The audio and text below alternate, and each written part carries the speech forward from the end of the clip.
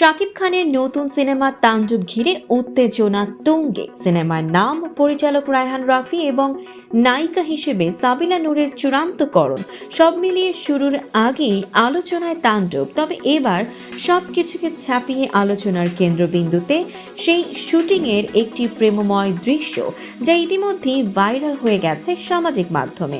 জানা গেছে, ঢাকার এফডিসির পর রাজশাহীর একটি লোকেশনে শাকিব খান ও সাবিলা নূর একটি রোমান্টিক দৃশ্যে অভিনয় করছিলেন। শুটিং চলাকালে ভিড় করে হাজারো উৎসুক মানুষ। তাদেরই একজন সেই দৃশ্যটি গোপনে ধারণ করে ছড়িয়ে দেন ফেসবুক ও টিকটক সহ নানা প্ল্যাটফর্মে।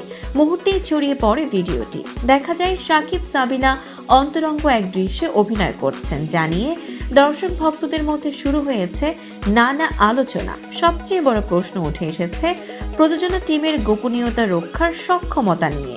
এত গুরুত্বপূর্ণ একটি দৃশ্য কিভাবে সাধারণ দর্শকের হাতে পৌঁছে গেল, এই বিষয়ে নির্মাতা পক্ষ থেকে এখনো কোনো আনুষ্ঠানিক বক্তব্য পাওয়া যায়নি। একটি সংবাদ মাধ্যমের অফিসিয়াল ফেসবুক পেজেও দেখা গেছে ভাইরাল সেই ভিডিও।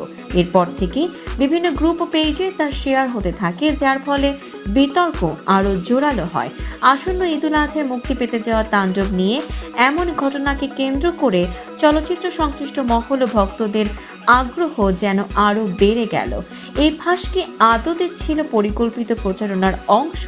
এই প্রশ্ন কিন্তু থেকেই যাচ্ছে।